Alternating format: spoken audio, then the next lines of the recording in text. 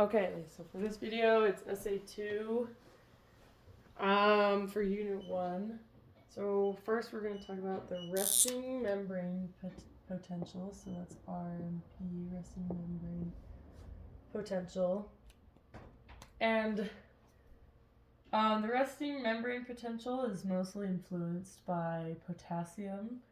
So when the electrical gradient and chemical gradient equal each other, and the net movement is zero. When the net movement is zero, that basically means that the net movement of potassium is zero, so it's resting, and that means it equals equilibrium. So one thing, Eric, get the cat away from the food.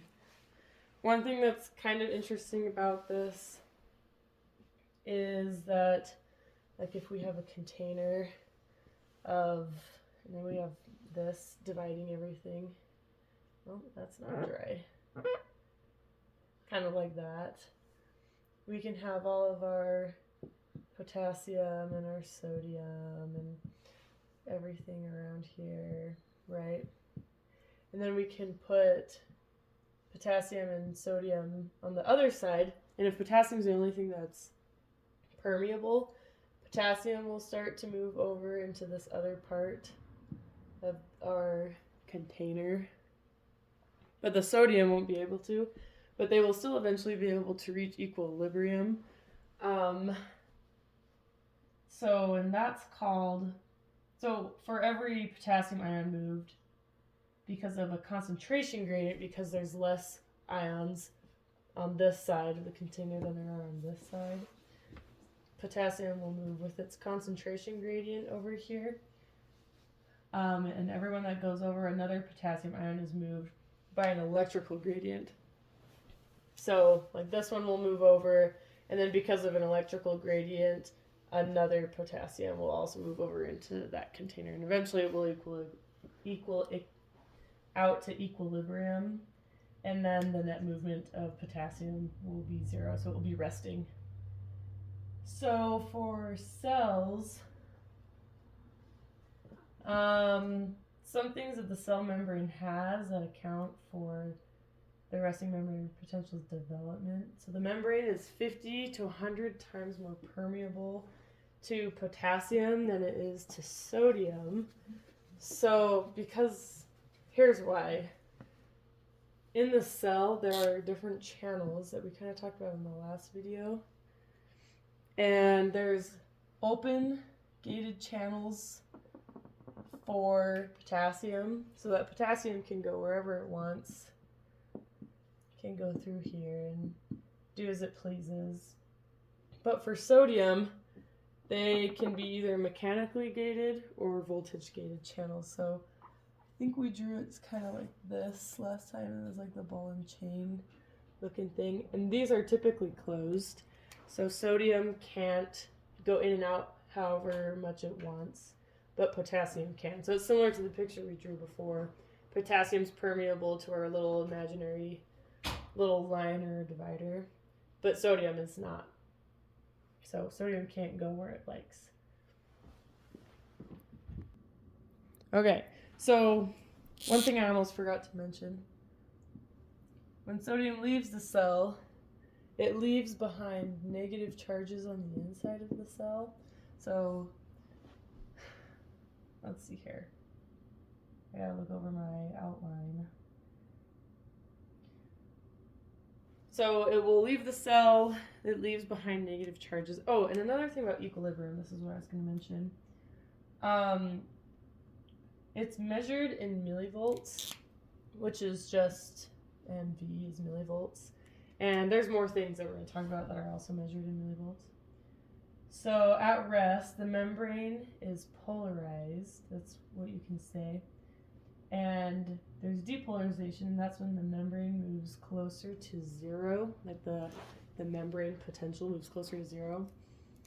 And then repolarization means the membrane moves back toward the resting potential, and then hyperpolarization is when the membrane potential moves in the more negative direction. So there's just some things you can use to describe what that might look like and what that might be like. Next thing we're going to talk about I'm going to erase some of this,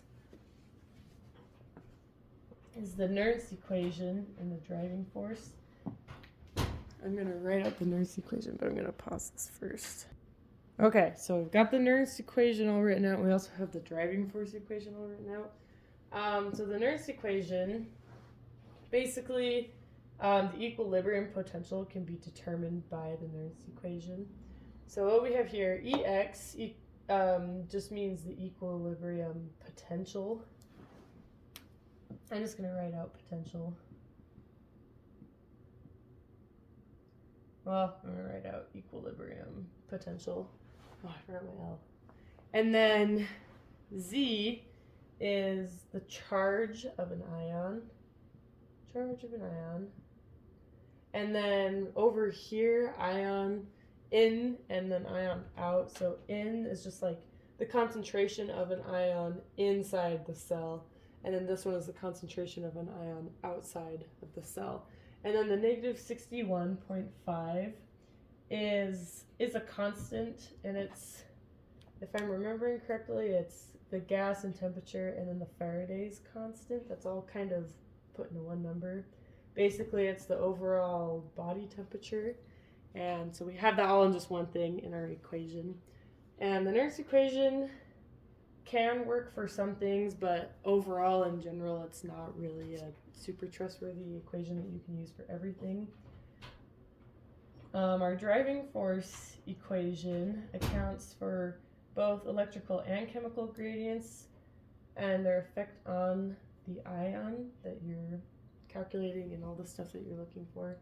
So DF is driving force, and then VM is the voltage of the membrane. I'm just going to write out membrane right here. And then the minus EX. This EX is the same as the one in the Nernst equation. So it's our equilibrium potential. One thing to note about the electrical gradient is that it refers to the difference in electrical charge across the whole cell membrane. And then the membrane potential is, it refers to the voltage difference across the membrane. So I guess you could say potential has to do with, my gosh, this is far away, voltage. Hopefully you can read that. That looks terrible. And then we said the electrical gradient refers to the electrical charge. I'm just going to write out electrical, and then electrical gradient. Is that what I said? Electrical gradient? Oh, what am I saying? Electrical charge. That's my bad. Charge. Okay, there we go. Not legible, but I think you get the idea. Alrighty. Another thing at rest for the driving force equation, let's see, was it voltage of the membrane? Yeah, it's negative 70 millivolts, which is usually in neurons. Negative 70 millivolts. And the graded and action potential changes this number. So the graded potential and action potential, I said that kind of weird, but that can change this number. But when we use this equation, we typically use the negative 70 millivolts, just because that's pretty typical, and it's just an easy number that we can use in lectures and in classes. Okay, so now we're going to talk about graded and action potentials. Graded potentials result from the opening of mechanical or ligand-gated channels. So mechanical or ligand-gated channels. Can't spell.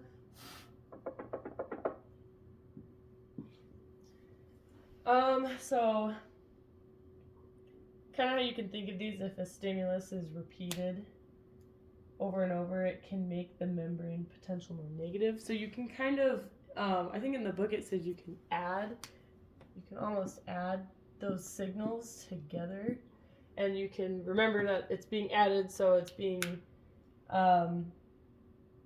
making the membrane more negative. It's kind of amplifying that in a way. So it's graded, so it's adding everything together. So that's a way you can remember that, you can think of that. And I think that did come from the book. And then an action potential represents a rapid change in the membrane potential, which is followed by a rapid return to the resting membrane potential. So it's a rapid depolarization.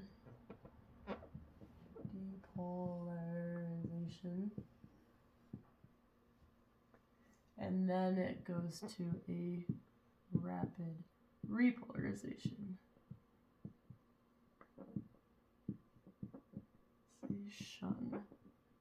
That was a long word. So the electron potential is caused by the activation of voltage-gated ion channels. So when those are activated, that makes the action potential happen. And we're going to draw a picture of this. But first, I've got to erase all of this. So we're going to draw a graph of our action potential. So first, usually we have them start at -70. We already talked about that before, that -70 is kind of just what you use. A lot of potentials are at -70. And then this dashed line is our threshold. And the threshold is just when our channels open up, basically, our sodium ion channels. So let's see if I can draw this right. So it's going to come from here, and it's going to go up. It's going to shoot up, and then it's going to come down. And then it's going to dip below that -70, and then come back up and level at about the same spot where it started. So now we're going to talk about all of the steps to all the phases of an action potential. So we have our rising phase, so it's rising up right here. So a stimulus causes the membrane potential to reach thresholds, which is right here, where it's coming up and it's reaching our dashed line right there. And like we said, our sodium ion channels open, and the inside of the cell will become more positive at that point.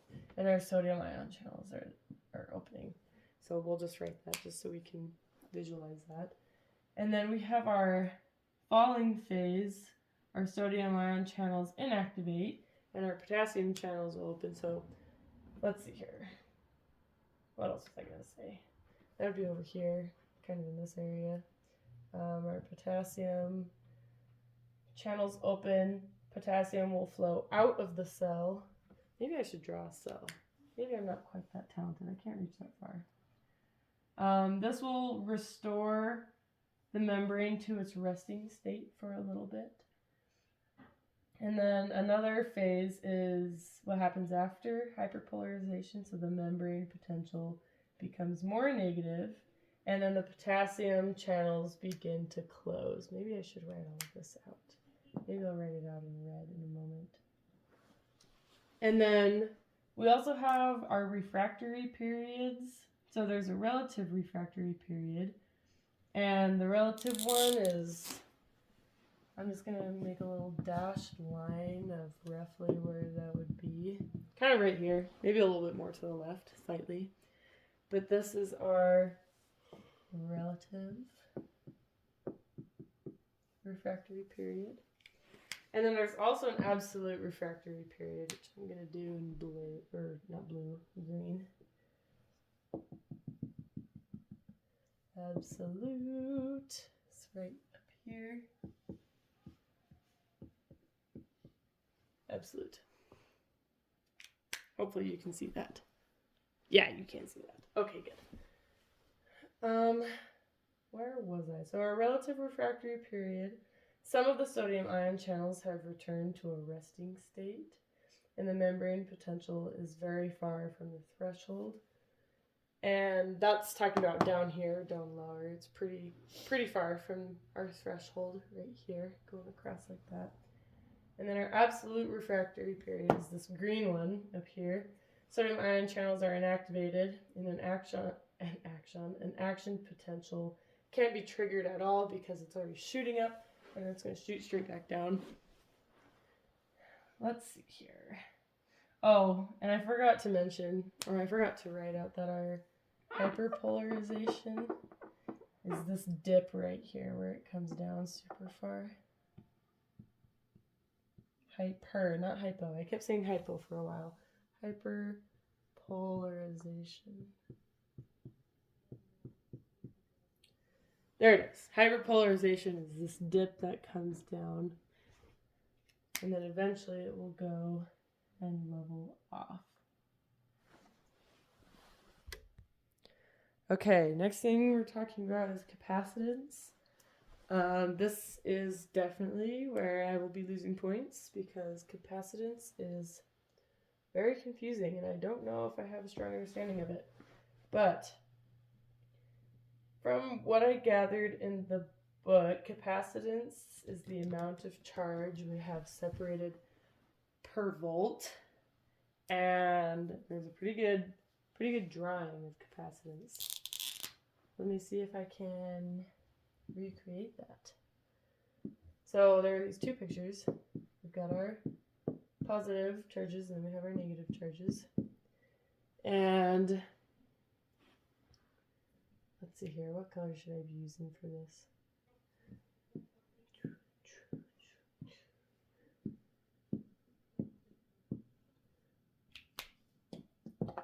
So these red circles that I have around our individual charges are the push forces. And basically that's just the positives pushing against each other and the negatives pushing against each other because they're so close and they're not attracted to each other. So they're pushing away. And then we have, oh, that was bad. We have these. And these blue circles that I have written out, imagine my drawing is a little bit neater. But these are the pole forces because our positives and negatives are attracted to each other. And then also in the book, there's another drawing. It's basically the same thing, just a little, actually, we're going to adjust that. Just a little bit different. So we have our positive charges up here, and then our negative charges down here. And obviously you can tell these are much farther away from each other. So what this is that this picture, this example, is an example of high capacitance. And this one over here is an example of low capacitance. So we also have our length constant, and the length constant is a measure of how far an electrical signal can travel before it delays. So we also drew some pictures of that in class, and we're just going to draw a little picture right here. Actually, we're going to draw it in a different color so that we can tell what we're talking about and not get it confused with these other ones. But we can be inside, I think in class we use the example of being in a neuron. And our length constant, so we have like a sphere is kind of how we described it. And they cause like this wave of energy going through the cell. And at some point, because there's so many other things jumbled up inside of it, like we've got proteins and we have other channels and all these things that are going to make it so that the signal can't reach as far. And that's kind of what the length constant is. And another thing we talked about was myelin decreases capacitance. which means that these signals will be able to go farther. So if we draw myelin on the cell, kind of like this, the myelin creates more of a separation between our positive charges and some of our negative charges. We have them over here. And this is where I'm going to go wrong, I'm going to be honest. I don't really know exactly how this works perfectly, but the myelin makes it so that the signal can travel so much further. And it's not one long continuous signal. Periodically there's going to be more of these like spheres of influence that are going to cause this, and it's going to go down. But the myelin makes it so that the signals can go through there faster, and it's more efficient. It will use less ATP, and I'm saying this wrong. Less ATP is needed to maintain the resting membrane potential. So let me see if I already said this in the right way. I took a note on it. Maybe I did not take a note on it. Let me check it real fast. Okay, I think overall what I was trying to say, I did a little bit more reading. Basically, when there's higher capacitance, let's see if I say this right. Action potentials can take longer to reach their peak, whereas lower capacitance, it doesn't take quite as long. There's faster voltage changes with lower capacitance, and when it's myelinated, it definitely speeds it up because it's creating more space, more of a gap between these positive and negative charges. Myelination just enables faster signaling and higher conduction, whereas lower capacitance does not. I don't know if my definition is going to get any better than that. Oh well, we're learning.